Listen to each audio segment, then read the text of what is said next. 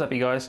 In today's video, we're going to be talking about the Tradescantia zebrina, also known as the Wandering Jew plant. The Tradescantia zebrina is a really great plant to start with. It can be grown both indoors and outdoors. So probably the most appealing thing about this plant is, of course, its appearance. It's extremely thick and bushy. It's got really nice stripes on the leaves with a purple underside to each leaf. And it's just generally quite easy to care for. So these plants do great both in pots and planted in a garden, but you do want to check your local laws when it comes to planting this in the ground, as this is actually an invasive plant in a lot of countries.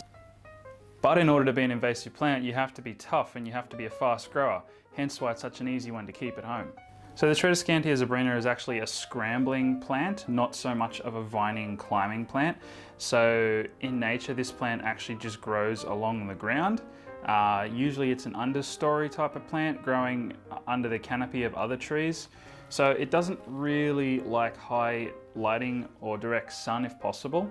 They do great in hanging baskets, as like I've got this one here. This isn't really a hanging pot, but it could be. As you can see, they kind of just drape down around the pot once they get thick and bushy enough. Or like I said, if you did want it as an understory plant in a garden, it does great as like a ground covering type of plant. Just again, check that you're allowed to plant this in the ground where you live, because these are invasive in some places.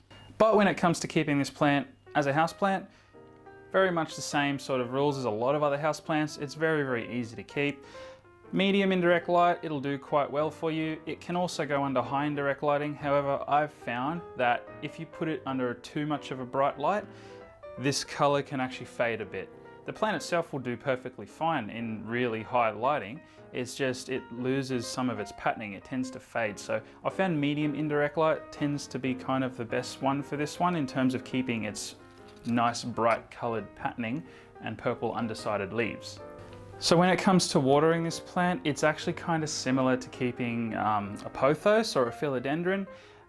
You can water it once it fully dries out. This plant does like to drink quite a lot of water, but at the same time, it doesn't like to be sitting in wet soil constantly. So you want to let the soil at least dry out a little bit before watering again. I would advise putting this plant in a more well-draining soil mix. That way there's no chance of the soil staying saturated and wet for too long. So ideally mix some perlite in for your soil, even some orchid bark, just something to break up that soil mix so there's some air gaps in there, allowing water to pass through quicker. This is one of those plants also where once you buy one, you never have to buy another one ever again, because they're very easy to propagate and they root up quite quickly when you propagate them. These are very much like propagating a pothos. So each stem will have a node where every leaf comes out. Roots can grow from each node. So simply just take a cutting below a node and stick it in a glass of water. Usually a couple of weeks is all it takes and it's rooted up, and then you can just stick it in soil. Or ideally you can just take a cutting again below a node, put it straight into soil, keep that soil wet for about 1 to 2 weeks, and by then it should have roots and you can then put it onto a more normal watering schedule like the mother plant. These aren't an overly pest prone plant either, so again that's another thing that makes them a little bit more on the easier side. You don't necessarily have to worry too much about pests with these. They can get spider mites sometimes, but like they're not that prone to it. So it's not something you really need to worry about when you decide to buy one of these. Probably the only downside to this plant is the stems of this plant are actually kind of fragile. They're very stiff and rigid and they snap very easily. So you do have to be kind of careful moving this plant around, especially when you're repotting it. A lot of the time when I have to repot any type of Tradescantia, because there's lots of different types, they've all got that same sort of structure with their stem where they're kind of fragile. Almost every time I'm repotting one that's at this sort of level of bushiness, it's inevitable. I end up snapping a few stems off in the process. But like I said, they're easy to propagate. So if you snap some stems off by accident, don't chuck them out, you can propagate them. Or you can just stick it in the soil with some other plant and it'll just root up on its own. The only other thing you really do need to be careful with these, if you have pets, is they are toxic to pets. So if you have pets that like to nibble on your plants, either put this where they can't get to it or just don't get one if your pet is able to get to it. Otherwise, if you have a balcony or a shaded veranda or you have a garden where there's some shade from other plants, you can have this outside, no problem at all. These do great in shaded areas to medium indirect light sort of areas, indoors and outdoors. They can tolerate a little bit of sunlight, so like a tiny bit of afternoon sun or morning sun or something like that's fine, but direct sun for large portions of the day, they will kind of burn, so it's better to avoid that if possible. Repotting this plant isn't something you have to worry about too often either. They do actually like being kind of compact, like how this one is here. It's just engulfed this pot pretty much, and I'm not going to repot this anytime soon.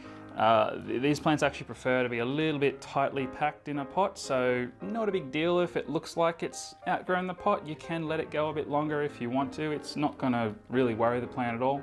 But if you really did want to repot this plant, I wouldn't do it more than once a year and only go up one pot size each time you do it. But regardless if you repot it regular or not, as long as you give this thing medium indirect light or bright indirect light, it will grow like a weed. These things grow so fast, which is probably why they're invasive in so many places, because they're pretty versatile with like what sort of conditions they grow in, and they grow so fast.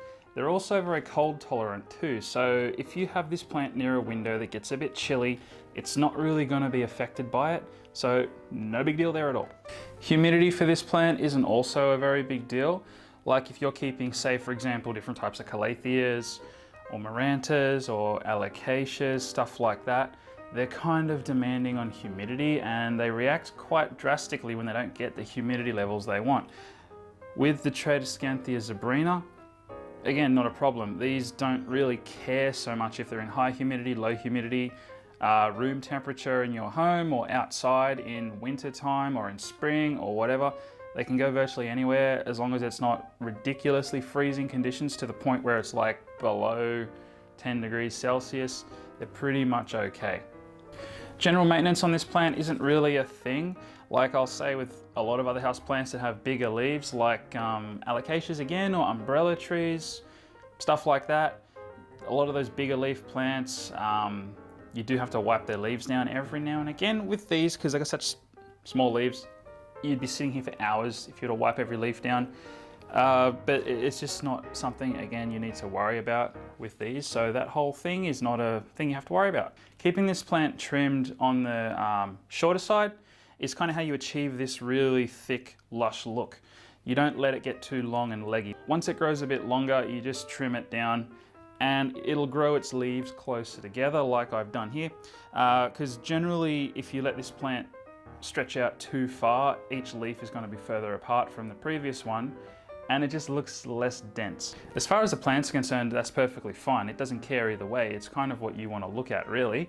But if you want one that's really compact and bushy like this, just trim it back every so often when it starts to get a bit longer. And like I said, with the bits you trim off, you can just propagate them and put them in with the main plant to again achieve a thicker, more lusher look. So to summarize, this slightly poisonous invasive plant that happens to make a really good house plant, put it somewhere where it gets medium to possibly bright indirect light, let it dry out between each watering, preferably having it in a well-draining soil. Trim it back as needed, and of course, don't let your pets eat it. Alrighty guys, well I'm out of here. If you've enjoyed this video, don't forget to leave a like. Instagram is down below in the description if you want to follow me there. Don't forget to smash the notification bell so you know when I put new videos up. But until then, I'll see you all in my next video. Bye bye.